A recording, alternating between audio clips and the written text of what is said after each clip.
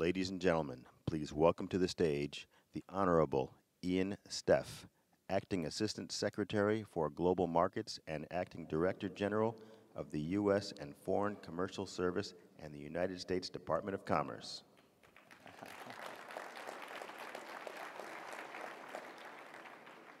Good morning. My name is Ian Steff, and I am pleased to be here this morning with such a lovely, robust crowd here. Welcome to SelectUSA. It is my honor to stand before you at the 2018 SelectUSA Summit, the top foreign direct investment in the event in the United States at such an exciting time in our nation's history. The President, Vice President, and Secretary Ross have made increasing foreign direct investment into the United States a top priority. The recently passed Tax Cuts and Jobs Act, historic regulatory reform, and ambitious infrastructure plan are just some of the ways the Trump administration is supporting foreign direct investment. Governor Eric Holcomb is a lifelong Hoosier, a veteran of the United States Navy, and the governor of Indiana. Since taking office in January, he began implementing the state's next-level agenda, which emphasizes jobs, economic growth, and infrastructure. Already, he has led the way for the largest long-term infrastructure investment in Indiana's history, which will invest $4.7 billion for roads and bridges over the next 5 years. He is committed to boosting foreign direct investment by bringing the world to Indiana and taking Indiana to the world. Today, 1 in 5 Hoosiers go to work in manufacturing plants across the state. Talk about a state that makes things. The governor's agenda is a model for many other states to follow as they create a globally competitive environment for American businesses. It's an honor to stand on this stage aside one of our nation's finest leaders and the governor of my home state of Indiana. Ladies and gentlemen, please welcome the 51st governor of Indiana, my friend Eric Holcomb. Thank you, brother. Good to see you. Good to see you. Well, good morning. It's very good to be with you and with my friends from the Indiana Economic Development Corporation and our state delegation that traveled here to share a little bit about 8-minute pitch for why Indiana, or the success story that Indiana is able to share all over the world, which Ian just alluded to. And I ran into my good friend Butch as he was exiting the stage and I was preparing to enter, and it just occurs to me that obviously you've heard from multiple governors already, and we're all going to talk about how our state is the best, and I would just ask you to believe it when I say it, because we don't have to exaggerate, quite honestly. Indiana is on a roll and experiencing some serious positive momentum, and we're doing that because of what Ian just mentioned. We're doing that because of our attractive economy, and we're doing that because of our infrastructure build out. A little bit more on that in just 1 second. And we're doing experiencing that momentum because of the way that we are skilling up our workforce and taking our businesses and therefore our communities and our state, community by community, to the next level. So if I could, I'd just give you a quick Indiana highlight reel, and you'll see why this state, which sits literally in the middle of everything, is just the perfect place for your investment or your potential investment. We have a AAA credit rating, the highest you can get. We live within our means. We only pass, honestly, balanced budgets, have about $1.8 billion in reserves. That's about 11+% of our annual operating budget. The Tax Foundation has ranked our state as having the best tax climate in the Midwest, top 8 in the country. Our personal property taxes are capped at 1% of the assessed value. Our corporate taxes are coming down to 4.9% by year 2021, steady decline up until 2021. Our personal taxes, income taxes, are at 3.2%. We have no inventory taxes, no inheritance taxes, zero. Our regulatory environment, which also Ian alluded to, is reasonable and predictable. There are no surprises in the state of Indiana, and Forbes has ranked our environment from a regulatory perspective as #1 in the nation. In fact, just last year, U.S. News and World Report also ranked the state of Indiana in terms of our state government service, efficiency, transparency as #1. We're very proud that we have a 0% environmental backlog, permit backlog, and so we're operating at the speed of business or even faster in the state of Indiana. We're a right-to-work state. We have the second lowest workers' comp rates in the nation. We have low debt as a state. Our pensions are healthy and funded, have the second cost of living in the country, which just means your dollar goes further in the state of Indiana than it does with some of the competition that we go up against day in and day out. And by the way, we have no congestion, so you have room to grow. But wait, there's more. We have a fully funded infrastructure, road and bridge program that Ian alluded to that we just put into place. He mentioned the $4.7 billion over the next 5 years. That's really about $11 billion when you consider the maintenance. And it's a 20-year paid for, not debt-financed infrastructure program. So it amounts to about $32 billion all said and done over the next 20 years. We're very transparent about that program. So in the 92 counties in the state of Indiana, you can see every single project on the map, start time, stop time, cost of those projects. So it allows you to be able to not predict, but to know where the state of Indiana is going to be making our state investments in our state road and bridge assets, and how we will connect them with our local partners, which we just increased their local budgets, all 92 counties, so that we can connect the state assets with the local assets as well. And that has just helped us leverage something that we've been blessed with since the very beginning, and that's our location. We're the number 1 state ranked in terms of highway accessibility in the country, so you can see why we're living up to that motto of the crossroads of America. But that's not just a motto. It's not a bumper sticker. That is our mission, and we're putting our money where our mouth is. It's also, when we talk about infrastructure, and Ian mentioned connecting with the world, I say I wake up every day and try to take Indiana to the world, bring the world back to Indiana. It's not just obviously roads and bridges. It's also our airports. We have an incredible regional network of airports, both domestic and the number 1 ranked international airport in North America, going on its 6th straight year in Indianapolis. We're adding more direct flights domestically, and we just celebrated our first ever in our state's history, dating back to 1816. We just added our first nonstop transatlantic flight from Indianapolis to Paris. So now we're in the European market, and we're looking and working on adding additional international direct flights as well. We have the second biggest FedEx hub in the country, and it is growing. We have 3 water ports. Yes, we have water ports. We can get products on the Great Lakes, out the St. Lawrence Seaway, and we can also get products. We've got a port up on the Great Lakes, Lake Michigan, and then we've got 2 ports currently, looking at building a 4th, but we have 2 currently on the Ohio River, which can get your freight to the Gulf of Mexico and then beyond. So we have sought to, in our infrastructure program, connect with the world like never before. And when you couple our global connectivity,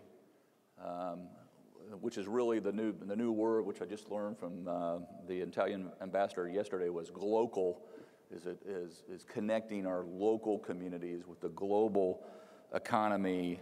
Some amazing things are happening in the state of Indiana. Just last year in 2017, our Indiana Economic Development Corporation celebrated breaking the all-time record for new job commitments coming to the state of Indiana. And we raised the bar, and we said, how do we take this to the next level? And we are currently on pace to break last year's record as well. So back to that whole theme of momentum. In fact, we have more Hoosiers working today in the private sector than we ever have in the history of our state. Low unemployment, 3.2%, lower than any state that we touch, and a higher national labor participation rate than the national average, I should say. The Rich States, Poor State report from the American Legislative Exchange Council says that Indiana is ranked the third highest in the nation for this year's 2018, for this year's economic outlook, and we are, in fact, living up to that. Per capita, our income growth for Hoosiers is 2.2%. It's about 5 times higher than the national growth rate. I was going to give you a quote. I was prepared to give you a quote from the all-time best movie ever made. I'm not talking about Ben-Hur, although that did involve a Hoosier, Lew Wallace. I was going to refer to Hoosiers, the movie Hoosiers, but I just met with both the ambassador to India and the ambassador to China, Branstad, and we got to talking about famous movies, and of course he brought up Field of Dreams. And there's some truth into many lines in the movie Field of Dreams. Obviously, if you build it, they will come, and the state of Indiana is proving just that, especially in sectors where we are starting to become a leader in the country, for instance, the tech community. Indianapolis is our capital city. Its tech sector is booming and is in the top 10 city for tech job growth and 4th in the nation for women in technology. We're investing more on this front. We just launched a $250 million next level fund to invest in small and mid-cap companies, fund to fund that are scaling up. A very attractive new tool in our toolbox. So our tech industry, as I said, is booming, and at the very same time, we're a target-rich environment, considering that Indiana is the #1 manufacturing state per capita in the nation. And so we've been known as the medical device capital of the world and the RV capital of the world. 80% of the RVs made, that 80% of that market are made in one state, really in one county in Indiana, Elkhart, Indiana. So we're very proud of that. We're the limestone capital. If you're getting around the nation's capital, you're looking at Indiana limestone. We helped build this place literally. And we're, of course, as we have been, our original calling card as the state of Indiana, we're a powerhouse in ag. And so our ag biosciences has just come so far, so fast, relatively speaking, over the last 10, 20 years. We're home to, at the very same time, 6 automotive OEMs with GM and Fiat, Chrysler and Subaru and Toyota, Honda. We just added SF Motors from China, and so couple that with that deeply rooted automotive supply chain, and we continue to lead on that front too. What's very exciting on connecting all of these assets is the talent that we're bringing to bear, that direct talent pipeline into companies, and it's got a lot to do with our world-class universities, and it's hard to name one without naming them all, but you think about Indiana University and Purdue University, Notre Dame, and Hanover College, where I went to. We have some private colleges, and the mayor of Crawfordsville, Indiana, is with us, Wabash College. We have direct pipelines that are all understand that workforce development is economic development, and certainly we get that too, and companies now know that they can recruit their workforce or their talent right there in their backyard. So when you add that network, those colleges and universities, we have the single biggest community college system, Ivy Tech, in the country, and thousands and thousands of Hoosiers are getting directly connected with those credentials and with the skill sets and logistics and IT and construction, those vocational training programs that are critically important to powering our state forward. And it has just teed up our state to continue to break these records because we have the skilled workforce to meet the unfilled jobs that are there right now. And as soon as artificial intelligence tells us what the jobs, I always say we're closer to 2050 than 1950. As soon as artificial intelligence tells us what the jobs are going to be in 10 years, we're already preparing for that today. So I'll just close. I want to keep us on schedule, not be that guy that got us off, but I'll close by just saying that Indiana is not just, certainly we measure everything. You can't manage it if you're not measuring it. But we're not just about the numbers, and we're not just about the stats. We're also the why Indiana has got a lot to do with the quality of life, and that's a big piece of the Indiana pie, is that quality of life that I alluded to but didn't get too deep into it. It's just a great place, obviously, to raise a family, to grow, and to play and to buy a house, enjoy the outdoor recreation that we offer, and experience at the very same time this global culture. In the next few years, just in the next few years, Indiana will host the greatest spectacle in racing, the Indy 500, where 300,000 of our closest friends all come together. It's like hosting the Super Bowl every year. We'll host the men's and women's NCAA Final Fours. We'll host the National College Football Championship and, oh, by the way, an NBA All-Star Game. We have one of the best beaches in the country. You heard that right. Indiana has one of the best beaches in the country along the south shore of Lake Michigan, known as the Dunes. We get about 3 million annual visitors every year. That's ranking right up there with Yellowstone and Yosemite, to put that in perspective. Throw in our state parks and that network, and we are home to what has been ranked the #1 historic resort in the country, known as French Lick Resort. We've got biking and hiking that ranks up in the top 5 in the country, sailing and caving. We literally have it all, and that's why Indiana is no longer America's best kept secret. We are telling and selling the Indiana success story around the world, and the world is eager to help us co-author what our next chapter will be, because I always say it's not bragging if it's true, and besides, we don't believe in Indiana and lonely victory. So FDI is such a key and critical part of Indiana's not just future, but our formula of success, and that certainty, that predictability, and that stability, that equals not just your growth or your potential growth, but it equals our growth. It's Indiana's time, which means it's our time. Let's grow together. Thank you all, and have a great conference. Thank you.